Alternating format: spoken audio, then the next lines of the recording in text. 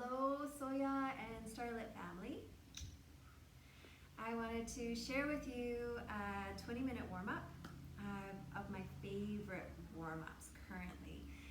It was so hard to choose, so I'm hoping what you've done is a little bit of grounding and centering. Perhaps you've done a little meditation or a body scan or breath and body awareness practices, but something to bring you into your practice, into your body, into your space, in your temple. And then now we can flow into warm-ups. And for these warm-ups, I'd like to start lying down on your back in supine position. So go ahead, lie down on your back. And knees bent, feet on the floor. And I have a tendency to like to start warming up with windshield wiper. So allow your arms to go wide open, and you can try to turn the palms down and notice how that feels. And then turn the palms up and just notice how that changes the experience in your body. And I'd like to keep the palms facing up. Allow your feet to slide wider. Your pinkies might come and touch the edges of your mat. And you can exhale, take your knees over to the right, gaze point to the left, and then inhale, come up to center, and exhale to the other side. And keep coordinating your breath and your movement, and that's key for connecting with our nervous system. And allow your breath to be the leader. So when the breath is finished, the movement is finished. And perhaps in your centering, you were connected to a softer, longer, smoother breath. And if that's the case, if you've tapped into a longer, softer, smoother breath, then go ahead and let your movement reflect that. We'll go one more time to each side.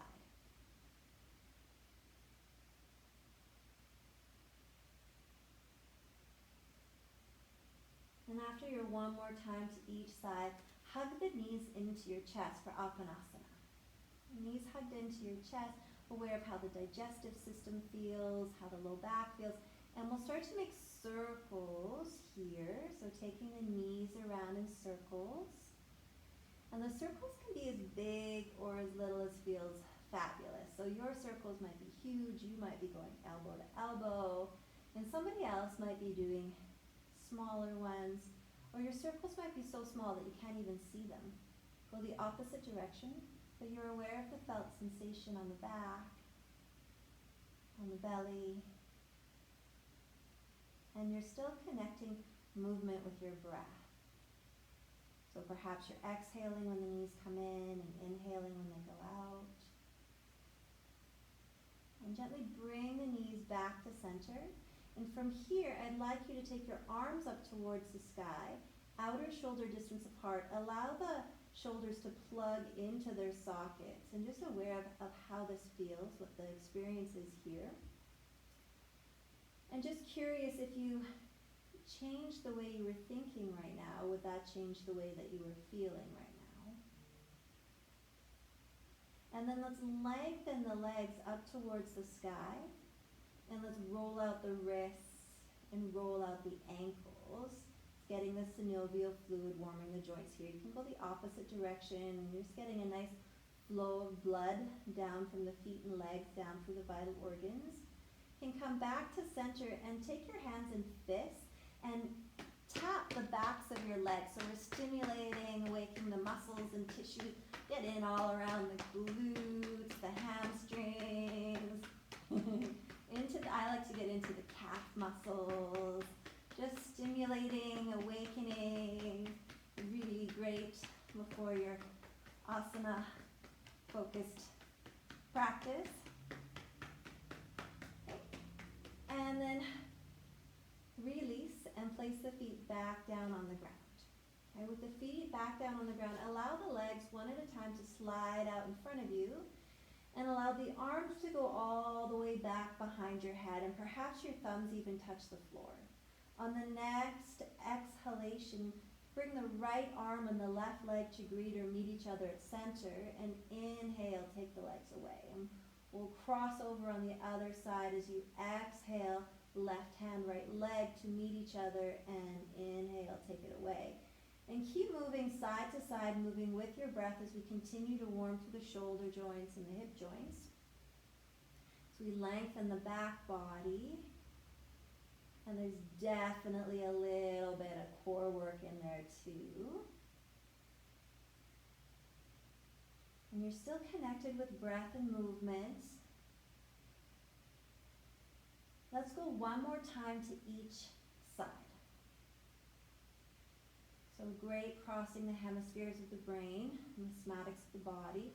After those two, pause in a full body stretch. And I even like to interlace my fingers above my head and like stretch, point my toes, and exhale, sigh it out. Let's bend the knees and place the feet on the ground. And then let's hug the knees into the chest again. Hands can go on the knees. And what I'd like you to do is just have your feet level. So there's a tendency for one foot to be more in front of or higher up than the other. It's usually our standing leg that we lean into. So level it on out. And then take the arms wide open, palms face up. And let's exhale the knees over to the right. Just hovering above the floor. Gaze point to the left. Inhale up to center and exhale over to the other side. And I love this one, okay, as it really helps to open up the low back.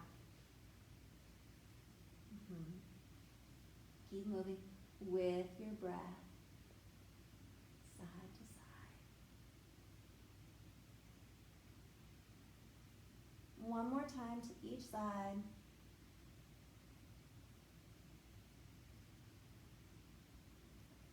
And then we'll come all the way back to center. You can place your hands on your kneecaps and we'll come into individual knee circles where you take the knees wide apart, far away from you, and then close together and close to you. Yeah, I always feel like I'm rowing a boat. And I really love this one for the hips and for the movement of the pelvis. Switch it up, go the opposite direction, and keep that coordination of breath and movement. So your movement is following your breath, and perhaps you exhale, take the knees wide, and inhale, bring them in. And just notice what would happen if you switched it, if you did the opposite with your breath and movement. Chances are you hold your breath just to think about it. Come back to center. Okay. All right, and then allow that left foot to come down on the ground. And so for this one, you may need to turn your head to watch me first, okay? I'm going to bring my right knee down towards my armpit, and then I'm going to go on the inside of my right leg and hold on to the outside of my right foot for a half happy baby, for those of you familiar with happy baby. So the sole of the foot is up towards the ceiling. And then what I'd like to do is tilt on my pelvis so that my right knee can anchor on the ground. Okay, from here, I'm going to the best of my ability, extend the left leg. Okay, and then inhale the left leg up, over the body, and then back down towards the bottom of my mat. Okay, so if you were just watching, let me guide you through it. So your left foot is on the ground, right knee's hugged into your chest. Take the right knee wide down towards your armpit. Find half happy baby. Tilt on your pelvis, anchor the right knee, extend the left leg. You can choose to dorsiflex that left foot if you wish. Inhale the left leg up towards the sky. Exhale over the body and then back down towards the bottom of your mat. Just keep moving. I'd like to do 5-letter Ds for divine disruptors, delicious. Okay, so this is such a lovely opening or warming through the hip joint. And when you've finished your 5, go ahead and gently release your feet to the ground for 1 windshield wiper, just like how we started, washing the letter D's through our system. And then we can come back to center, walk the feet back to hip bone distance apart. If you shimmy down your mat, go ahead and shimmy back. Bring the left knee into your chest, right foot is on the ground. Take the left knee wide and find your half happy baby on this side. Tilt on the pelvis, allow the left knee to anchor, and extend that right leg. And the right leg might be on the ground or it might have to hover, it's just fine. Inhale the right leg up towards the ceiling. Exhale over your body and back down towards the ends of your mat. 5-letter Ds.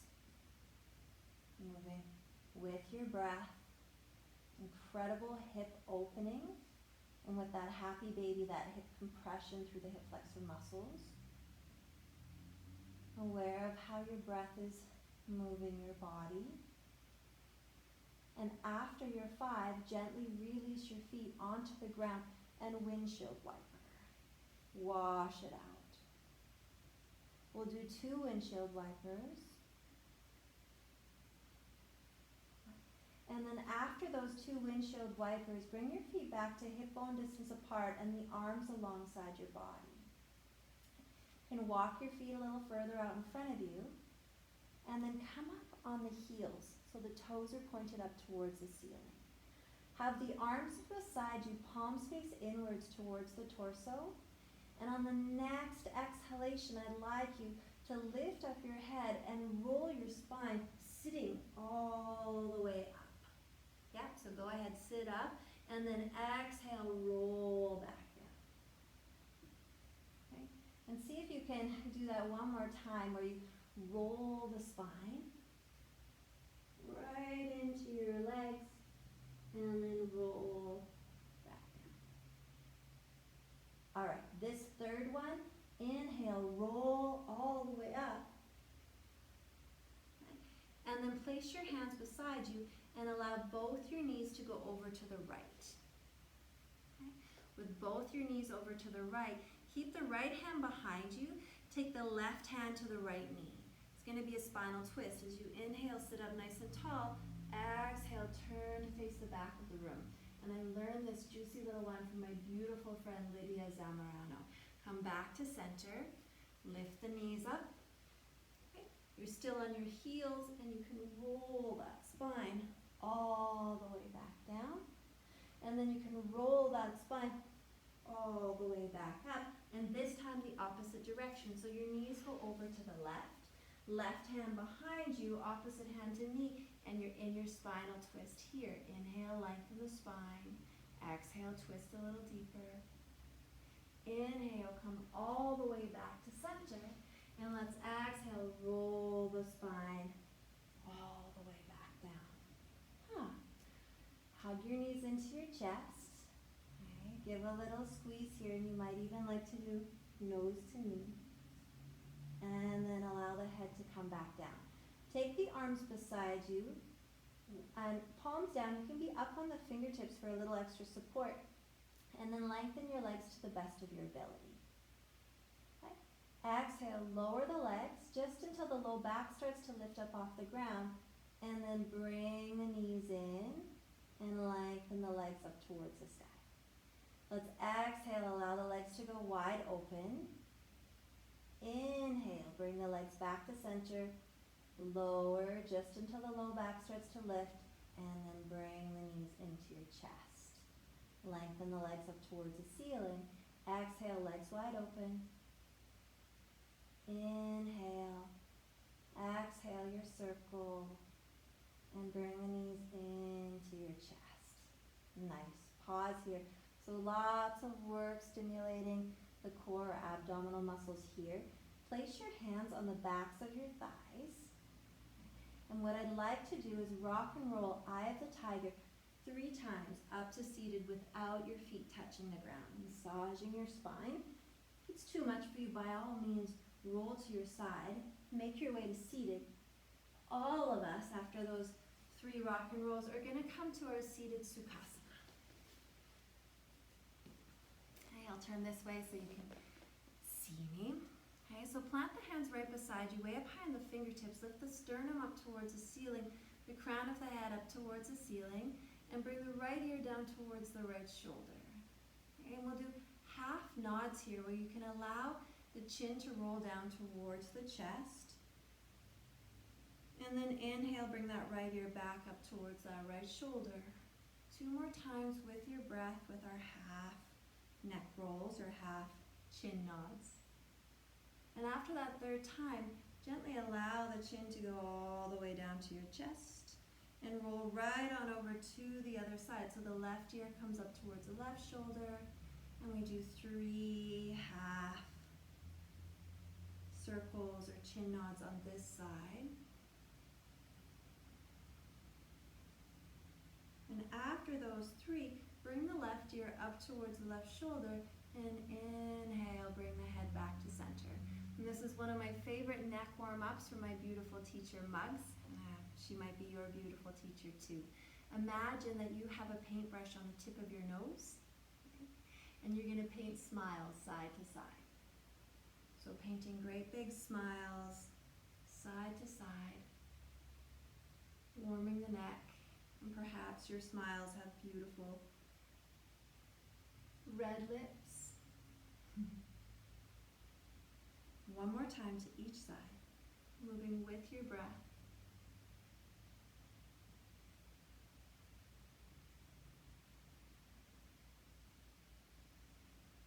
And then gently bringing the head back to center. And from here, let's place the left hand in a V right in the left hip crease.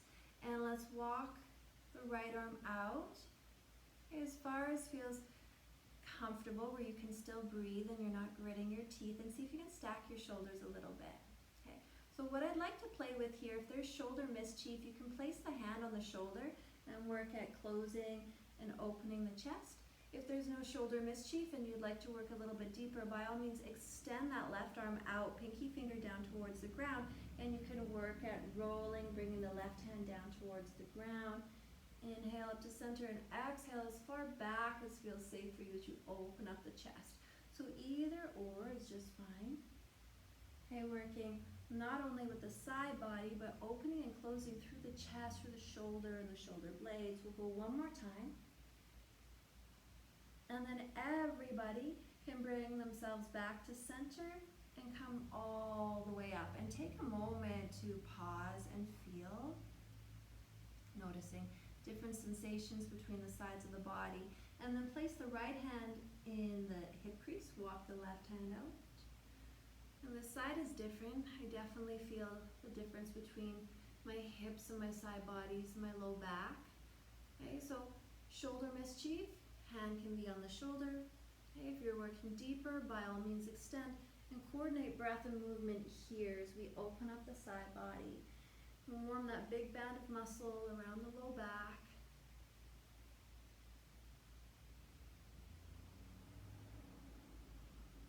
And one more time, opening and closing. And then everybody can gently bring themselves back to center. Pause for a moment, feel. And then find yourself moving into spinal rotations. So continuing to connect with the hips and the low back, warming the spine. Go the opposite direction.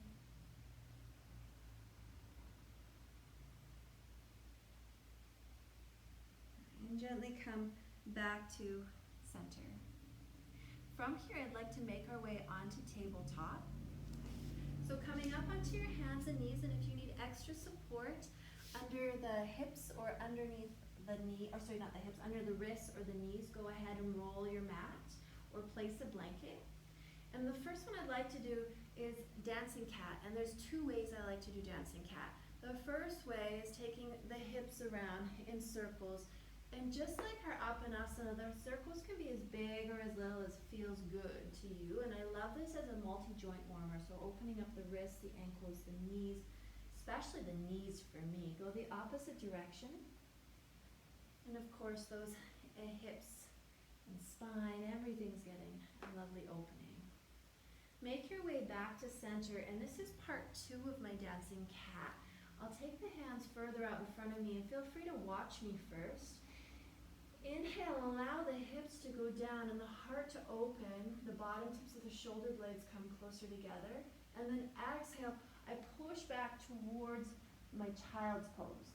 Right, so inhale, allow the hips to come down, the heart to open. And exhale, push back towards your child's pose. Okay, and 4 more with your breath, 5 in total. Allowing your breath to guide the movement. So beautiful back bends here. And you're allowing the hips to sink as far as feels safe for your first place of challenge. And back bends are massively important in your practice, whether it's in the morning, the evening, or the afternoon. But we do so many unconscious forward folds. It's nice to balance it out. After that fifth and final one, and there's no rush to get there, but once you do, find yourself sliding right back into your child's pose for a moment, and you can wiggle your hips and settle on into it. Great. And then from our child's pose, we're going to make our way back up to our tabletop. So we did dancing cat 2 ways, and what I'd like to connect with here is doing our cat tail 2 ways. Okay, so I learned this one from my beautiful friend Ainsley in Mexico. And with this one, what she did was take the right leg back behind you and then cross it over to the left. Okay? And then from here, you're going to make the letter C with your spine as you look towards your right hip. And then inhale, come back to center. And we're going to do that 3 times in total. So I love this for a side body stretch, for an outer hip stretch. And after those 3 times, gently bring the knee back to center. And I always like to do a quick hip dip in between, so allowing the hips to sink to one side and the other, and it just keeps an opening of release through the knees. And once we've done that, we'll go ahead and do the left side, where you can take the left leg back, and then take it all the way over to the right. Okay? And then you're going to gaze towards your left hip, making that C curve with the spine to the left 3 times. And after those 3 times to the left, and coming back to center and do 1 hip dip to either side.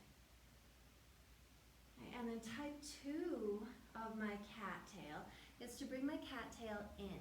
So I'll go this way so that you can see me a little bit better, but I'm going to bring the right knee into my chest, and I'm going to take the right foot out to the left, but it's in front of my left thigh. So last time we were behind.